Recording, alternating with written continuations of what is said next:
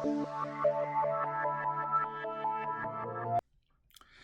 everybody, so today just wanted to talk about some of the different options for dialog boxes in LabVIEW. And this is just looking at things that ship with LabVIEW. There are a lot of other available toolkits you can install through VIPM that give you kind of more advanced features. I just wanted to focus on some of these ones that ship with LabVIEW. So if we go in our programming section of our functions palette, there's this dialog and user interface section. So this is where we're going to find all of these different dialogs. So first one I want to show is a one button dialog. So this is basically just a way to show a message on the screen, and it can be whatever. And that's all that's actually required, is to connect a message to it.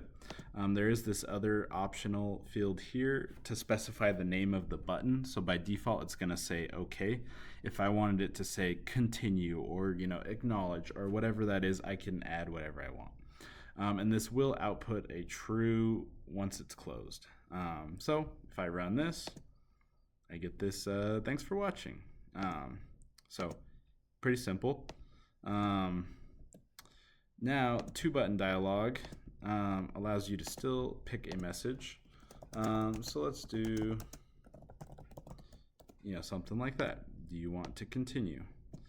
And I have a T button and a F button. So T being true, false being, F being false.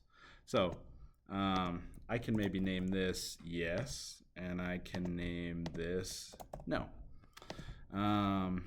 And now, so I'm going to get a button that says yes and a button that says no, and this will be my message. And it's going to output now whether that true button was pressed or not. So I'm going to actually see here whether the true button was pressed. So let's set that up there. Oops. Drop this here. Okay. So we'll run this. Do I want to continue? Yes or no? Hit yes. And you can see it output a true. Same thing, if I select no, I get a false here now. So a good way to tell which action the user actually went with. There is also a three button dialog. So this gives you a few different options. I can still specify a message. It could be whatever. I have a left button, a center button, and a right button. So I can customize all of the text on all of these. And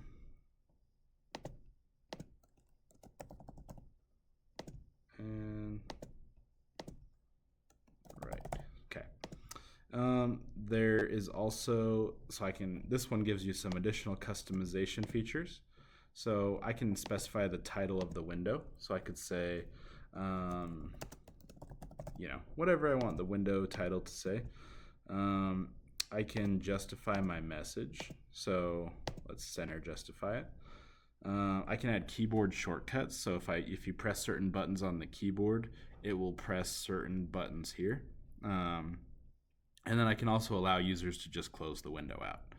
And then this is just going to output which button was actually pressed. So let's just run this. You can see here I get my demo dialog. So it did set this title up here.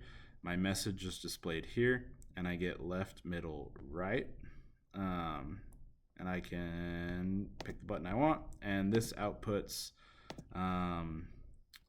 which button was pressed. Or also, I did allow the option for you to close the window. So there you can see I didn't pick any of the buttons. The window was just closed. So that one gives you a lot more customization depending on what you're needing. Now I just wanted to show two Express VIs. So there's this display message to user. This does basically what we were doing with those other functions. This just allows you to enter a message here. So I can enter that. And then I can either have a one button dialog by default, and I can name that, or I can make this a two button dialog, depending on what I want. And I can run that, and there's my message. So this essentially does the same thing. There's one main difference here, and that is that I can either enable and disable this by passing in a true or false. So if I pass in a false, this won't execute at all. The other big difference is that this has error terminals in it. So I can pass an error wire in and out and control data flow a little better. Whereas with these, there's no error terminals. So I need to control a different way, order of execution, right? So either a string being generated gets passed into here, or I have this in like a flat sequence structure, or I just need some way to control that data flow. Whereas this one, I can use error wires. One other thing I wanted to show was just this prompt user for input Express VI. So this is a way I can display a message. So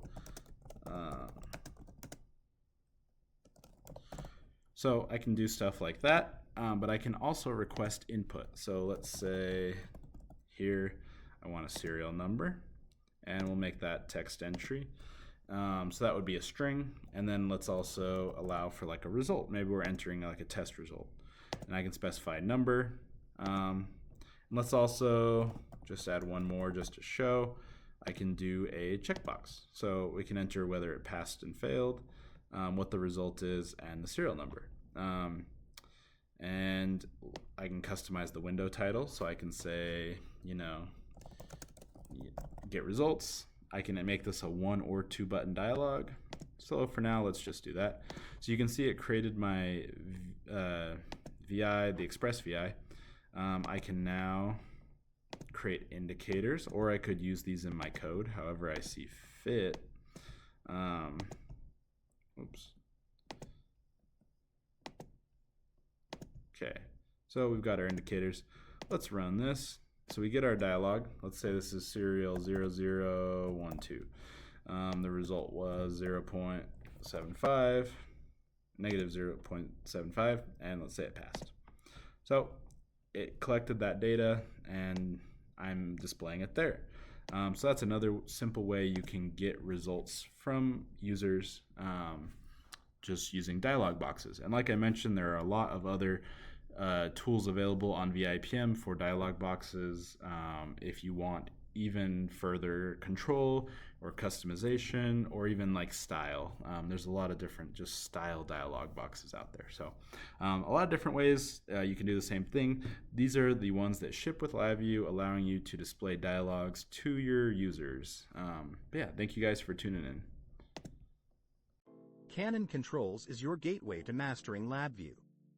Dive into programming for data acquisition, industrial communications, and manufacturing automation.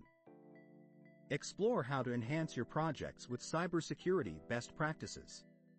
Join the journey to elevate your skills and secure your systems with every episode.